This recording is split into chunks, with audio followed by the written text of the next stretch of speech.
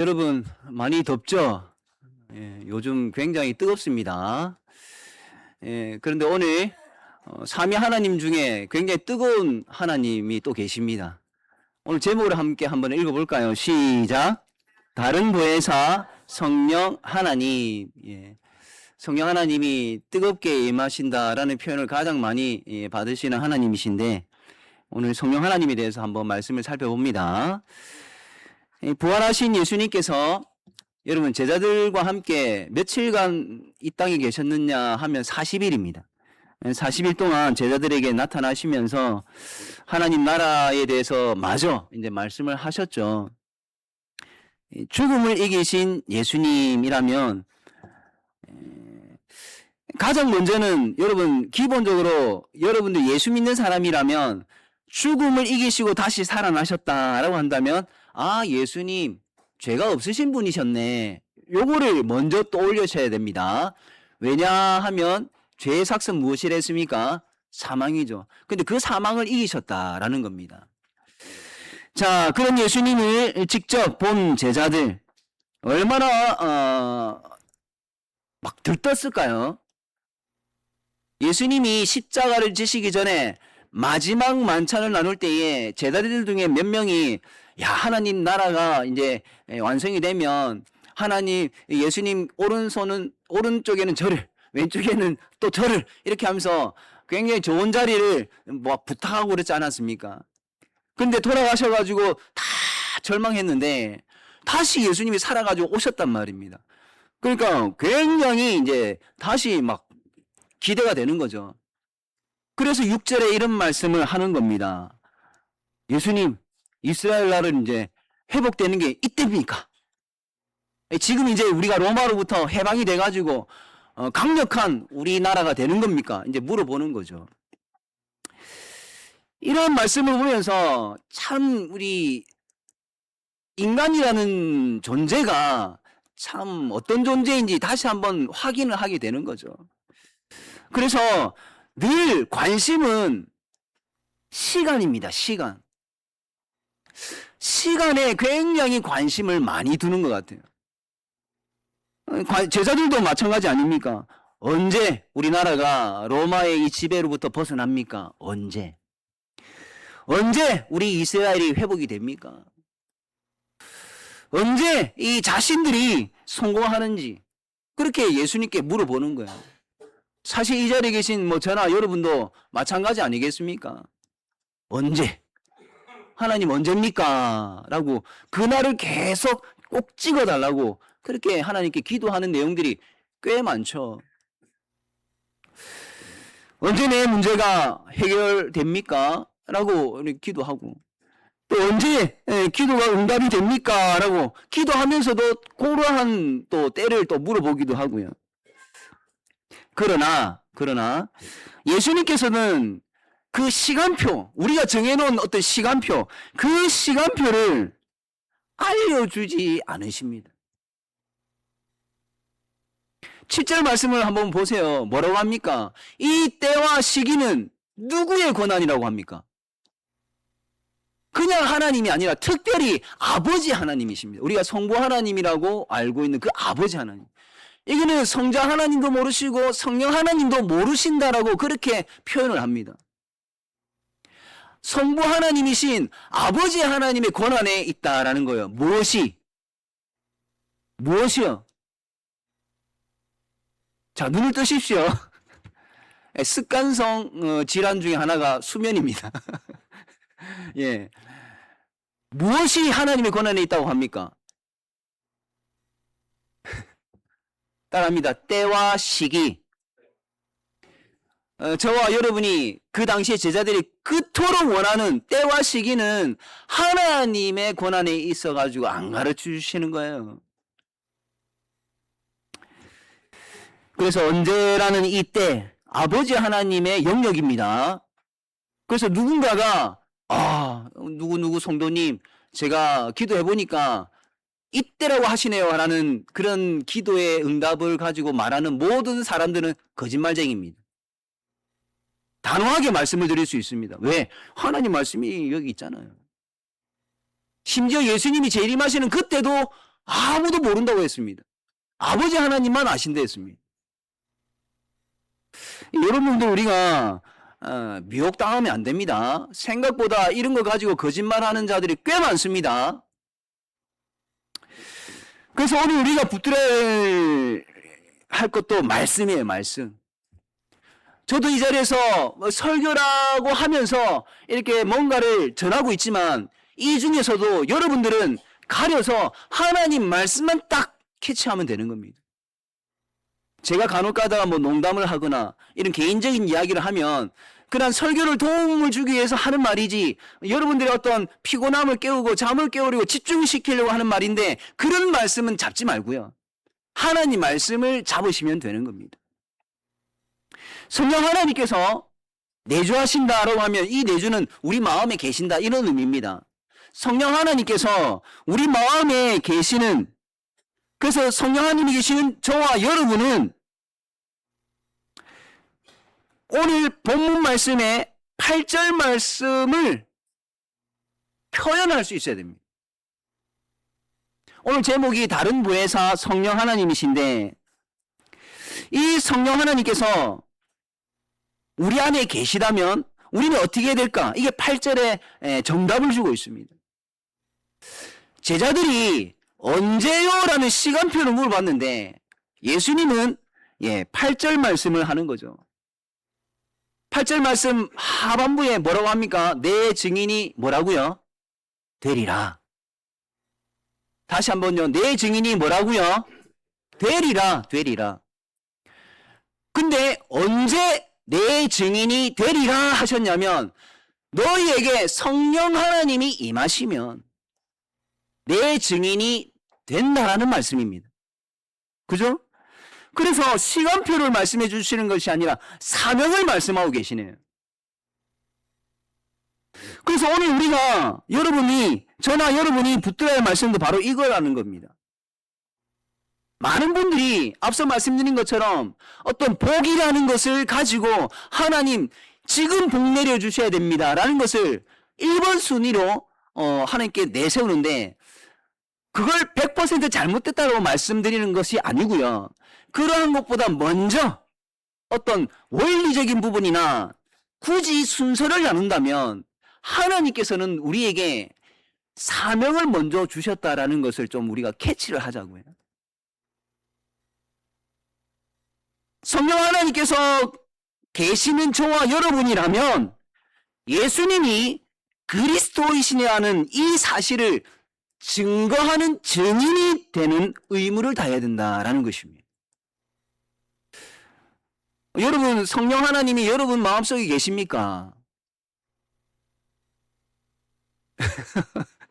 증인 되기 싫어서 대답을 안 하시는 겁니까? 끄떡끄떡 하시는 분이 계시는데 그렇다면 내가 증인의 의무를 다하고 있는가? 이런 부분들을 이제 점검을 하시면 되죠. 잘하고 있는지 아니면 못하고 있는지는 두 번째 문제입니다. 우리가 이 땅에 살면서 우선적으로 해야 될 게 뭔지를 알면 그게 굉장히 중요한 부분이죠. 예수님께서 십자가에서 돌아가시기 직전까지 제자들과 무려 3년, 여러분 3년이면 꽤 긴 시간입니다. 3년을 동고동락 하셨습니다. 이해하지 못하면 가르쳐 주셨고요. 그래도 모르니까 기적이라는 것을 우리가 소위 말하는 기적, 그런 것까지 일으키면서 가르쳐 주셨습니다. 그리고 생각 중을 잘못하는 생각들이 있을 거지 않습니까?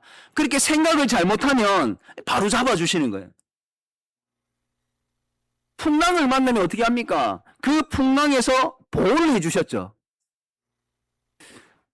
제자 중에 실수하는 제자가 있으면 어떻게 합니까? 그래, 너는 나고자, 그래, 가라 하고 잘라냈습니까? 아닙니다. 다시 세우죠. 베드로가 물에 빠질 때에 어떻게 했습니까? 저 봐라 신앙생활 잘 못하니까 신앙이 얕으니까 쟤 빠지네 하고 꼬르륵 깔아 또 가만히 내버려뒀습니까? 아니죠. 손을 내밀어 주셨습니다. 그리고 제 생각입니다. 손목을 아마 잡으셨을 거예요. 손을 잡으면 또 놓을까 싶어가지고 손목 잡아가지고 쫙 당기지 않았을까? 예수님을 부인할 것을 아시면서도 그 신앙이 떨어지지 않도록 예수님은 기도해 주셨습니다. 그게 요한복음 17장 내용이에요. 이 모든 도움, 제자들에게 이 모든 도움, 하나의 목적을 가지고 하는 거예요. 제자들이 함께 동고동락하고 계시는 이 예수님이 누구신지를 알고, 그리고 아는 것을 그치지 않고 믿으라고. 그 믿고 마침내 예수님의 증인이 되라고. 그 하나의 목적을 가지고 그동안 그렇게 하신 거였습니다. 이런 의미에서 예수님은요, 제자들의 어떤 보혜사가 맞다라는 거예요. 보혜사 뜻이 무엇이냐면 돕고, 때로는 권면하고, 때로는 변호해주고, 때로는 돌봐줘주는 그런 분을 보혜사라고 하거든요. 그래서 제자들에게 예수님은 보혜사가 맞단 말이에요. 그런데 이제 예수님께서 무엇 하려고 하십니까? 오늘 말씀 보니까 이제 떠나시는 거죠. 어디로 떠나십니까? 예, 하늘나라 하나님의 보좌 우편으로 이제 가신단 말이에요. 이제 제자들에게는, 남겨진 제자들에게는 이제 걱정이 이제 생기죠. 여러분들 우리 자녀들에게 나중에 한번 개인적으로 물어보십시오. 만약에 부모님이 내버리고 떠난 다음에 너네 마음이 즐거워? 아니면 걱정이 생겨? 다 백발백중 다 걱정되죠? 라고 이야기할 겁니다. 그런 것처럼 예수님을 떠나보내는 입장에서 제자들에게 이게 걱정이 생긴다라는 거죠. 누가 우리를 이제 가르쳐 줄까? 누가 우리를 이제 예수님처럼 보호해주고 우리를 돌봐줄까? 이제 누가 우리를 예수님의 증인으로 세워주실까? 예전에는 내가 실수해도 예수님이 끝까지 그래도 나를 사랑하냐 하면서 나를 챙겨주셨는데, 이제는 예수님이 가시니까 누가 나를 챙겨줄까? 이런 걱정이 든단 말이에요. 그리고 예수님께서는 그런 걱정을 아셨습니다. 아시니까 그 제자들에게, 걱정하는 제자들에게 약속을 하십니다. 그 약속의 말씀이 요한복음 14장 16절 말씀이에요. 한번 읽어볼까요? 시작! 내가 아버지께 구하겠으니 그가 또 다른 보혜사를 너희에게 주사 영원토록 너희와 함께 있게 하리니. 아멘입니다. 예수님이 십자가에 달려 돌아가시기 전에 이미 약속을 하셨단 말이에요. 핵심이 뭡니까? 누구를 너희에게 준다고요? 다른 보혜사. 예수님이 보혜사라고 했습니다. 근데 예수님 말고 다른 보혜사를 보내주신다라는 약속을 하신단 말이에요. 예수님께서는 남겨지는 제자들은 나 몰라라 하지 않으신다고요. 이런 예수님의 속성, 우리가 잘 기억을 해야 됩니다. 나 몰라라 하지 아니하는 예수님. 그 다른 보혜사가 바로 누구냐? 오늘 말씀을 보니까 성령 하나님이시란 말이에요. 예수님께서 사람으로 오셔가지고 자라시다가 계시다가 본격적으로 하나님 나라를 가르치면서 활동했던 기간이 한 3년쯤 된다고 그렇게 말씀들을 합니다. 그 기간 동안 제자들 곁에서 행하신 그런 보혜사적인 일들을 많이 하셨는데, 예수님이 떠나가시고, 그러니까 예수님이 하늘나라로 가신 그 이후에는 누가 그 일을 감당하느냐? 성령 하나님께서 감당하신다라는 겁니다.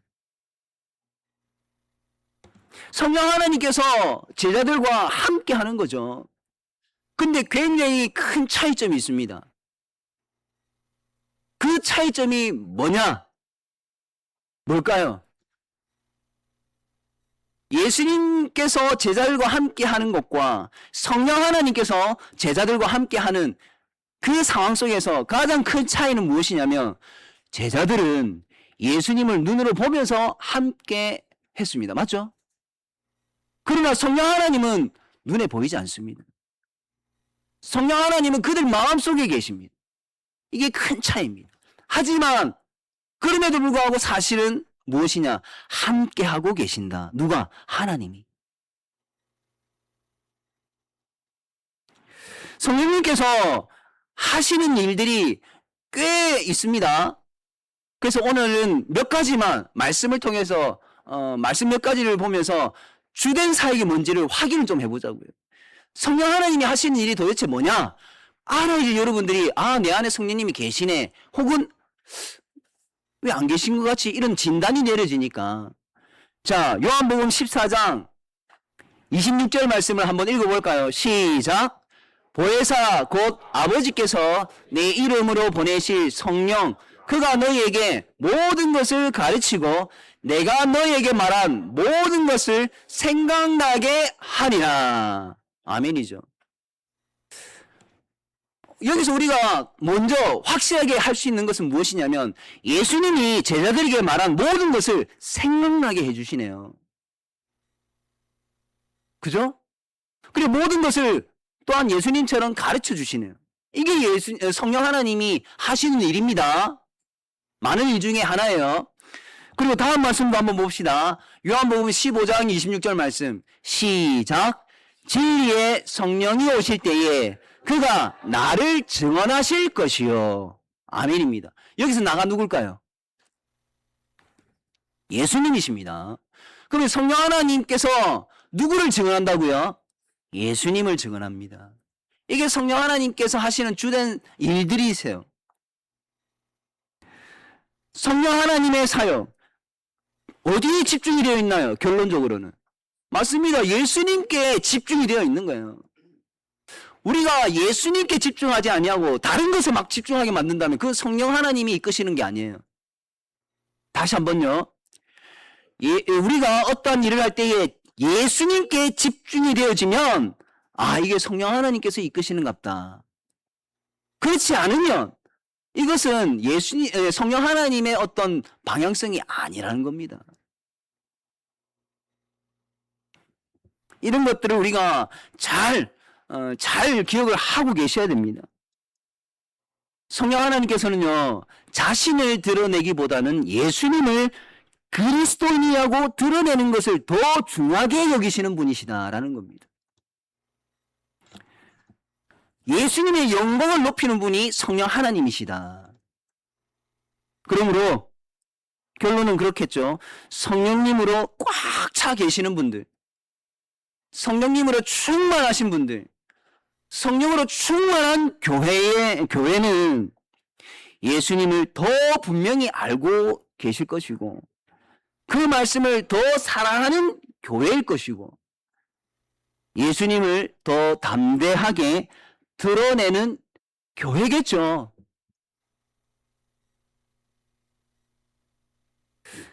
성령님의 어떤 일하심 강하게 나타날수록 여러분 사람이 높아지지 않습니다.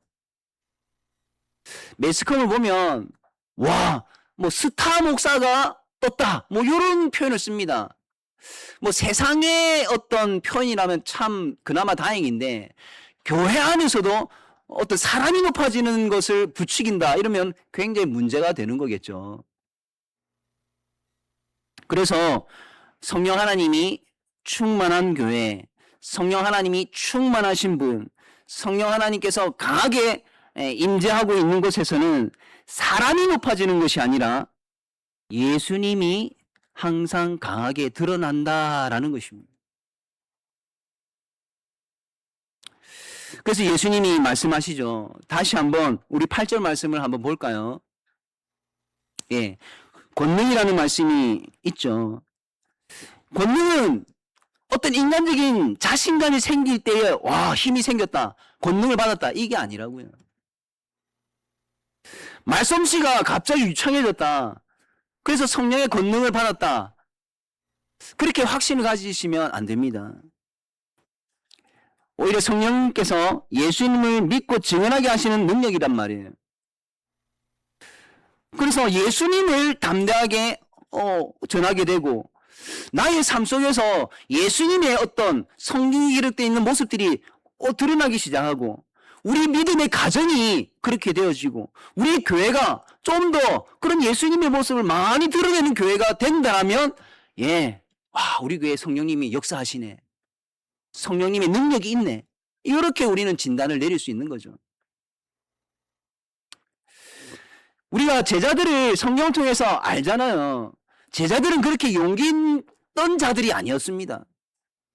근데 나중에 여러 역사 자료들을 보면 12명의 제자 중에 나중에 한 명을 또 이제 투표해가지고 얻잖아요. 12명 중에 사도 요한 빼고는 다 순교를 당했다고 그렇게 자료들이 있습니다. 여러분, 예수님을 전하다가 목숨을 내놓는다. 이거는 대단한 용기거든요. 과거에 예수님께서 십자가 처형을 당하려고 이제 붙잡혔잖아요. 그때 예수님에게서 도망갔던 그 제자들이 성령이 임하시니까 담대해지고 용기가 나는 그런 모습을 우리는 확인을 했습니다. 그래서 우리가 좀 이 증인이 된다라는 이 부분, 그래서 이 증인이 된다라는 이 부분은 증인이 될 것이다라고 그냥 막연하게 미래의 어떤 부분으로 남겨두는 것이 아니라 성령 하나님이 나에게 충만히 임하시면 나는 이미 뭐다? 예수님의 증인이다라는 것입니다.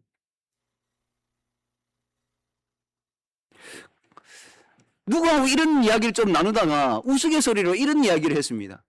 아유, 나는 성령 하나님 안 오셨으면 좋겠다. 왜? 그래야지 뭐 증인 이런 거 안 하고 그냥 좀 나중에 하면 안 되나? 아, 요즘 바빠 죽겠는데. 뭐 이런 식으로. 농담 삼아 하는 말인데 참 생각을 많이 하게 되죠. 이 시간에 저나 여러분은 당시 사도들과 어떤 동일한 목격자는 아니지 않습니까? 그죠? 여러분, 과거에 예수님과 함께 했던 이 사도들, 제자들은 눈으로 봤댔습니까? 못 봤댔습니까? 봤죠. 그러나 이 자리에 계신 분들 중에 예수님을 본 분이 계십니까? 뭐 꿈으로 이제 이미지를 본 분은 뭐 봤다고 뭐 치고요. 직접 옆에 예수님을 본 사람이 이 자리에 누가 있습니까? 아무도 없습니다. 아무도 없어야 됩니다. 왜죠? 예수님은 어디에 계시기 때문에? 예, 하늘나라에 하나님 보좌 우편에 계시기 때문에 예수님을 보면 안 됩니다. 예수님을 보면 두 가지죠. 내가 죽어서 천국에 갔던가 아니면 재림으로 예수님이 내려오셨던가. 둘 중에 하나입니다. 그래서 우리는 이 당시에 사도들처럼 예수님을 눈으로 목격한 목격자는 아닙니다. 그러나 우리는 사도들이 성경에 기록한 그 증언을 믿는 자들이고 동일한 예수님을 세상에 전하는 누구다? 증인이다. 자, 왜죠? 성령 하나님이 계시니까. 그래서 우리가 일반적으로 말하는 전도, 이 전도는요, 목사인 저 같은 사람이나 외국에 복음을 전하고 있는 그 선교사님들, 혹은 교회 안에 말 정말 유창하게 잘하는, 이제 다음 주에 우리 전도 특강하러 이제 대전에 계시는 송경호 장로님이라는 분이 이제 오실 건데, 그분도 굉장히 많은 곳에서 사역을 했더라고요. 저는 한 번도 들어보지 못해서 말씀을 얼마나 유창하게 잘하는지는 모르겠습니다만, 교회 안에 굉장히 말을 잘하는 분들이 계세요. 특별히. 그렇게 말을 잘하는 사람들만이 몇 명 사람들만에게 맡겨진 것이 전도가 아니라는 거예요. 전도는 예수님을 증거하는 일은 내 안에 성령님이 계시면 다 해야 되는 일입니다. 이거는 의무예요, 의무. 성령 하나님을 충만한 우리 교회가 예수님의 증인인 것은 당연한 거라는 겁니다. 자, 우리는 예수님을 믿는다고 하면서 때로는 예수님에 대해서 침묵할 때가 있습니다. 왜? 부끄럽거든요. 뭐가 부끄러우냐? 내가 예수님을 믿는다는 것이 부끄러운 것이 아니라 그동안 해온 일들이 있으니까 부끄러워지는 거예요.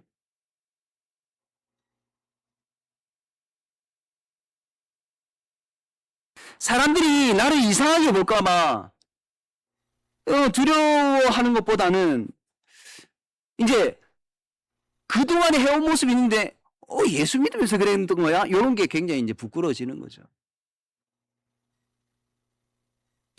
이제 그러면서 또 관계가 이제 어떻게 좀 틀어질까봐 굉장히 또 염려가 되는 거죠. 세상의 평가와 체면이 예수님보다 더 소중해지는 순간이죠. 그 순간이.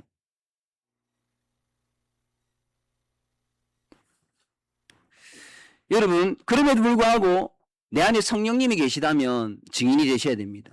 그 모든 염려, 부끄러움 감수하셔야 됩니다. 끝까지 예수님의 증인으로서 살지 않는다면 나중에 우리가 정말을 믿고 있지 않습니까? 하나님 앞에 서가지고 하나님께 무슨 말씀을 하실 겁니까?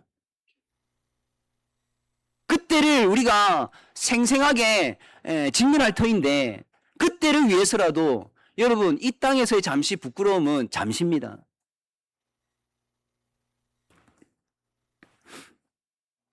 전에 한번 이런 말씀을 드린 적이 있는 것 같습니다. 수십 년이 지나서 이제 고등학교 동창들이 모이는 SNS가 있었습니다. 거기서 제가 한마디를 했습니다. 나 목사 됐다. 많은 댓글들이 올라옵니다. 크크크크 하하하하. 그다음에 막 놀란 표정도 막 올라오고. 그러면서 이제 나왔는데 전화가 오는 거예요. 전화 와가지고 그 친구 이름은 제가 비밀로 하겠습니다. 전화 오면서 나 지금 분당으로 집으로 가고 있다. 부산에 왔다 가는 거예요. 그러면서 명철아 사실은 나 무슨 교회 집사 됐다.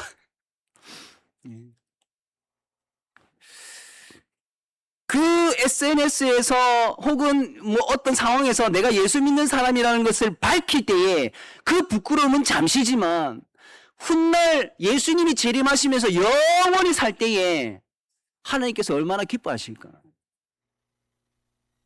하나님이 얼마나 좋아하실까? 그 하나님이 좋아하시는 것을 누리는 그 긴 시간 동안 나는 또 얼마나 더 행복할까? 이런 것들이죠. 사람들이 나를 이상하게 보는 거 뭐 별거 아닙니다. 여러분, 그런 면에서 보면 예수님의 증인이 되는 것, 어떤 특별한 자격이나 어떤 특별한 있어야만 되는 것이 아니라 내 안에 성령 하나님이 계시다면 언제든지 될 수 있는 겁니다. 그리고 우리가 입으로만 예수님을 증언한다. 여기에만 머물지 말았으면 좋겠습니다. 가정에서 예수님을 믿는 사람답게 여러분들 살고 계십니까? 저는 지금 저기 제 아들이 있지만 과거에는 참 어땠는지 뭐 평가를 나중에 내리겠죠. 그러나 요즘 저는 바짝 긴장하면서 하는 부분이 있습니다. 물론 아내에게도 그런 게 있지만 내가 예수 믿는 자로서 어떻게 보여질까? 그리고 목사로서 어떻게 보여질까? 여기에 굉장히 긴장하고 있습니다.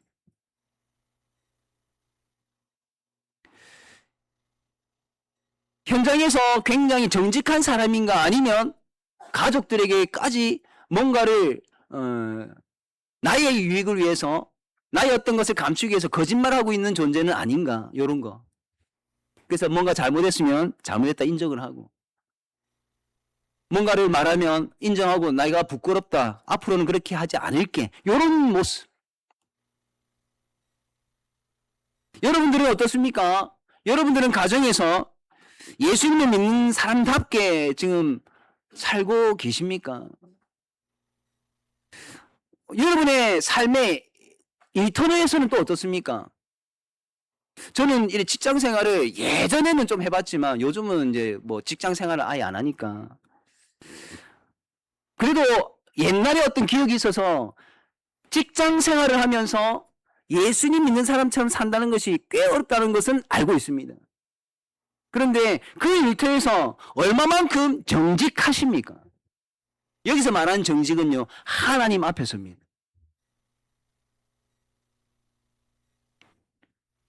여러분들 주위에 보시면 실수하는 분들이 있을 수 있잖아요. 그 실수하는 사람을 여러분들은 어떻게 합니까?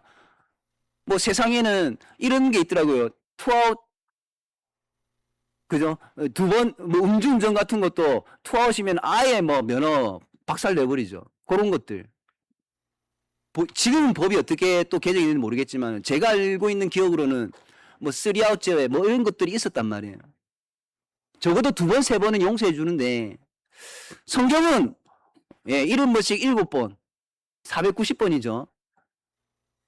최소한. 그 여러분들은 주위에서 실수한 사람들을 어떻게 처리하고 계십니까? 여러분의 말과 행동, 우리 돈 좀 민감하잖아요. 물질, 재정. 이 돈을 사용하는 방식과 사람을 대하는 어떤 태도도 굉장히 중요하거든요.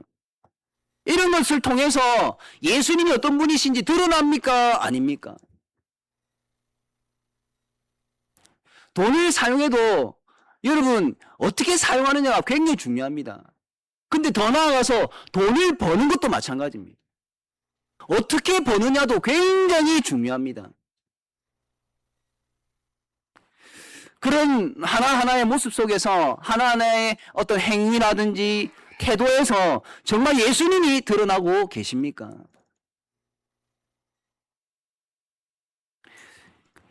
우리가 주일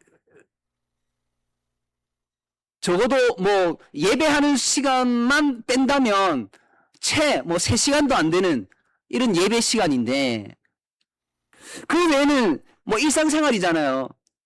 세상에서 편하게 사는 일상생활입니다.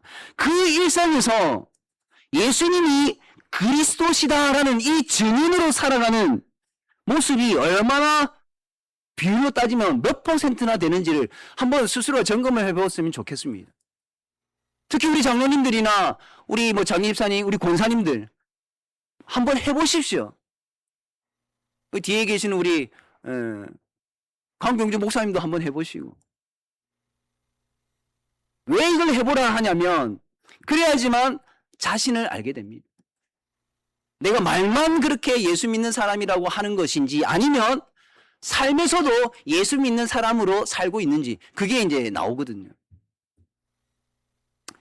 여러분 일상에서 예수님을 증인하면서 살았던 사람, 인물이 성경에 많죠. 그 중에 한 분, 바나바를 한번 봅시다. 바나바. 우리 성경 사도행전 11장 24절 말씀 한번 읽어볼까요? 시작. 바나바는 착한 사람이요 성령과 믿음이 충만한 사람이라 이에 큰 무리가 죽게 더하여 지더라. 예, 아멘입니다. 바나바가 어떻게 사는지 신앙의 태도가 어떤지 그것을 먼저 말하면서 때문에 이해가 때문이라는 거거든요. 때문에 큰 무리가 바나바에게 몰리더라가 아닙니다. 죽게 더하여지더라.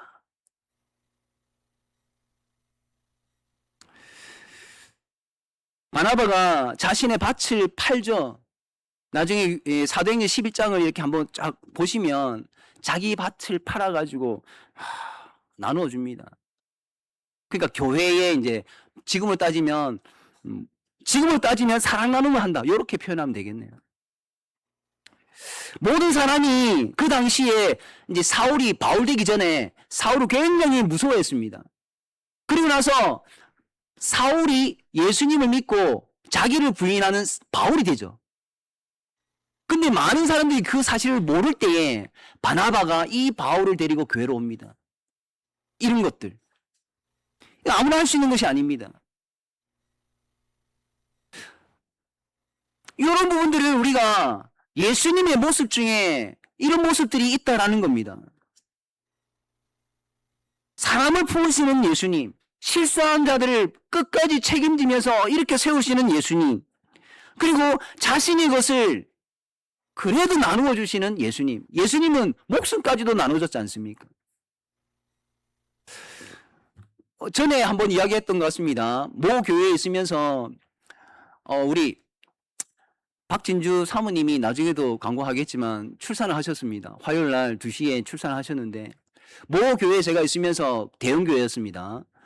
한 젊은 이제 부부의 아내가 이제 출산을 한 거죠.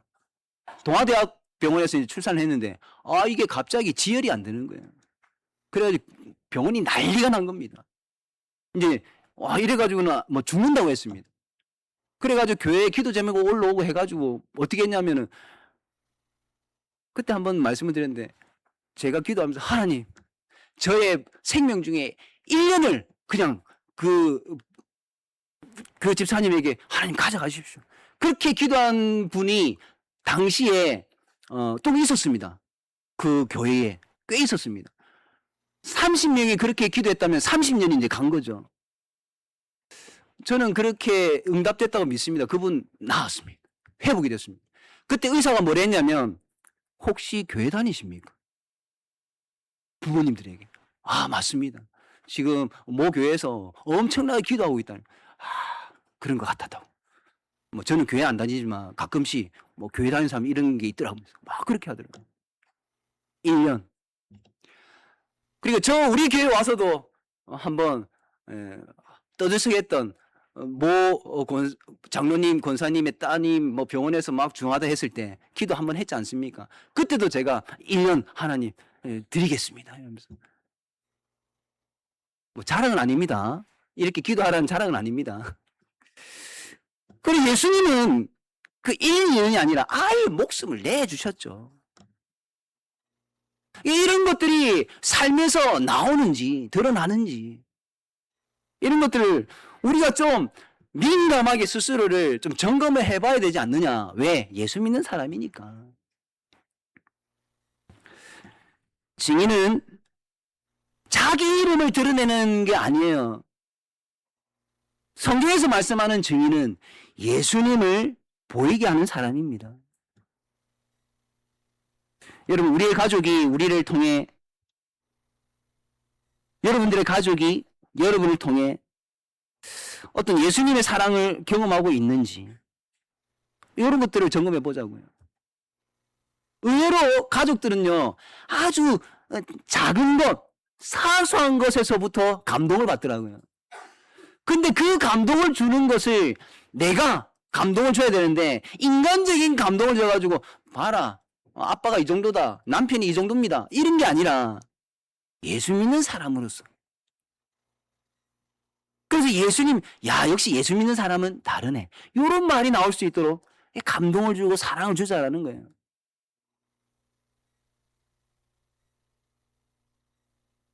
누구는 직분을 받은 사람인데 자녀가 저에게 말을 합니다. 그때는 이제 목사가 아니었지만, 강도사님, 교회에 직분을 가지고 있는 사람인데 아버지가 허리띠로 저를 때리는데 이게 가랑키나 한 겁니까? 여러분, 이게 예수 믿는 부모의 행동이 아니잖아요.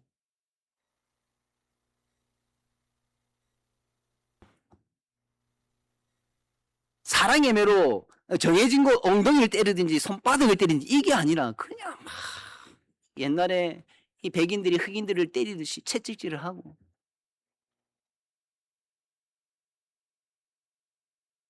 도대체 예수님의 모습이 어디서 나온다라는 것입니까?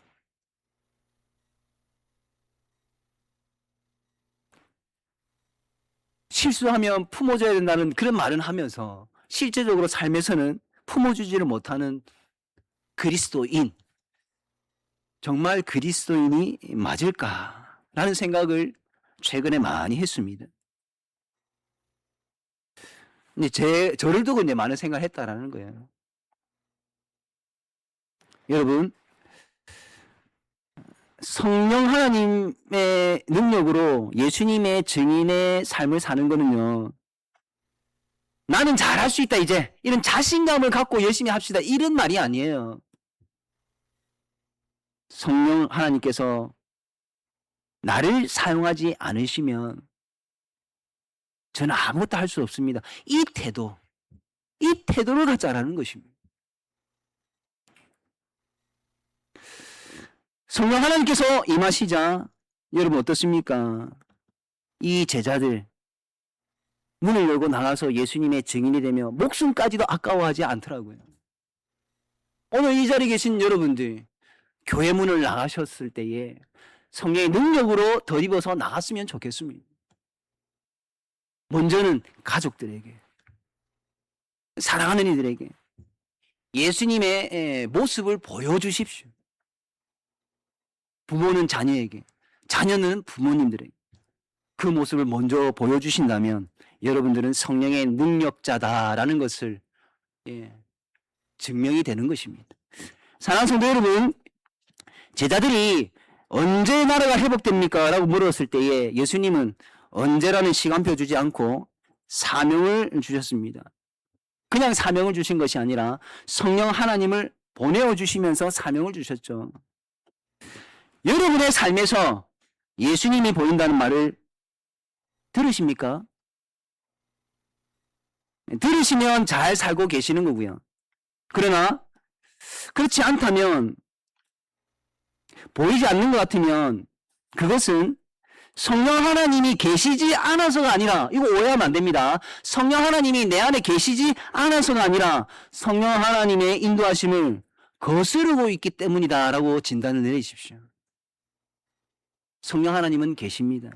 그 하나님께 거스르지 아니하는 저와 여러분이 되기를 간절히 바랍니다.